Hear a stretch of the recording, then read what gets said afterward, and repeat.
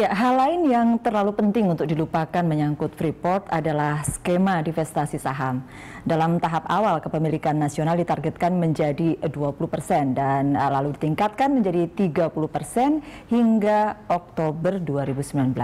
Namun hingga saat ini, skema itu masih jalan di tempat.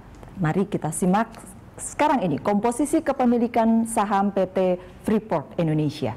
Pemerintah Indonesia saat ini memiliki 9,36% saham PT Freeport Indonesia. Demikian juga di Indo Cooper ya. Indo Cooper Investama memiliki 9,36%. Sisanya adalah Freeport McMoran. Ini 9,36% Indo Cooper ini sesungguhnya sebagiannya sudah punyanya Freeport bukan, dan sebagiannya punya Bob Hasan. Ya, saya kira memang kalau kita ingat kasus ini kan dulu Bob Hasan sama Pak Bakri ya, Rizal Bakri kembali lagi karena financingnya juga dari Freeport sendiri.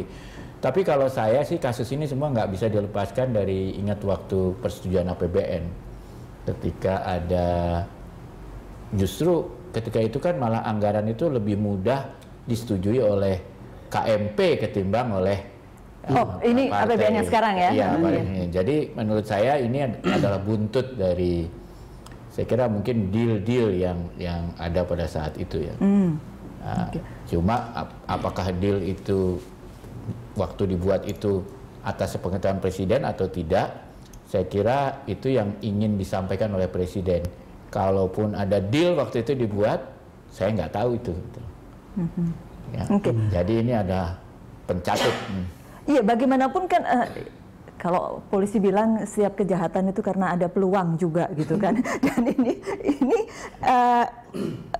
Freeport Indonesia, ini tambang ini begitu besar, melibatkan uang banyak. Jadi tidak heran kalau kemudian ini, dan sahamnya kita Indonesia cuma 9,36% sejauh ini sampai sekarang. Iya kan ini kalau kita lihat proses perundingannya ya, kira-kira kan anatomi yang krusial itu bisa dibuat krusial, bisa dibuat gampang. Itu kan cerita tentang komposisi saham, divestasinya. Lalu kemudian kita bicara besaran lokal konten. Lalu kemudian bicara soal luasan kawasan. Lalu kemudian di situ juga akan berpikir berapa sih negara dapat pajaknya. Dan royalty, itu cerita tentang angka-angka di sekitar itu pasti bisa krusial, tapi juga pasti bisa mulus.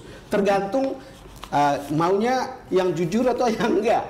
Tergantung apakah ada kepentingan bisnis atau tidak, ada kepentingan uang atau tidak, ada kepentingan politik atau tidak. Dan itulah yang membuat proses negosiasi ini selalu terbuka. Seperti kata Nunung tadi, selalu ada kesempatan dalam kesempitan untuk mengambil keuntungan. Kira-kira begitu. Itu masalah. Pak Said itu tahu.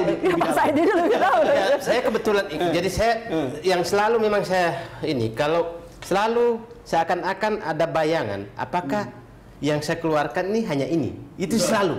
Jadi saya pikir orang ini udah biasa, maksudnya udah biasa ada Pak Ogah lain nih. Karena saya selalu menyatakan, jangan bicara dulu komponen dalam. Baseline Anda berapa sih? Baseline kami adalah sekian pendapatan negara, bahwa royalti berapa, pajak berapa itu nanti. Tapi baseline-nya adalah, saya bilang, standar pendapatan internasional dari tambang negara manapun, benchmarknya. Pak Dirman juga mendorong yang lokal konten, sehingga dibawalah BUMN ke sana untuk masuk. Karena kita tahu siapa yang mensuplai bahan peledak, kita tahu. Siapa yang mensuplai BBM, kita tahu. Batu bara kita tahu. Dan kelihatannya Freeport juga udah capek, sudah capek. Kan di sana juga akuntansinya susah.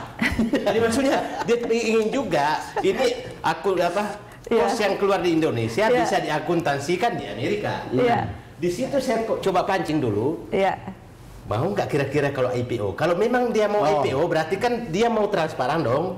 Nah, terus dia bilang nggak apa-apa. Wah, kok mau? Padahal dulu kan nggak mau sekali. Nah, kita pancing lagi. Kalau gimana pemerintah? Nggak apa-apa, tapi yang penting Pak Ogah-Pak-Ogahnya ini jangan lagi. Ini kita itu sudah terlambat lama. Ya, jadi negosiasi Freeport itu kalau secara undang-undang itu harusnya terakhir tahun 2010. Ini sudah boleh dikata sudah terlambat nih Pak, proses renegosiasi, karena di amanat undang-undang itu mengatakan bahwa untuk penyesuaian dari kontrak karya yang ada itu diberi ruang untuk renegosiasi itu selambat-lambatnya 1 tahun setelah itu diundangkan. Jadi sebetulnya proses renegosiasi yang berjalan sekarang ini sudah tidak lagi sesuai dengan ini soal undang-undang minerba ya itu. Undang-undang minerba. Iya. Ya. Nah, di dalam masalah divestasi, di dalam undang-undang sendiri memang tidak dicantumkan berapa besaran.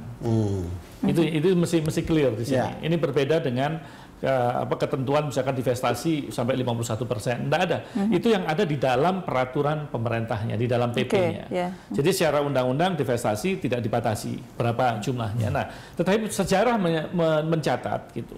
Pada waktu mereka dilakukan offer untuk pemerintah pusat tidak siap.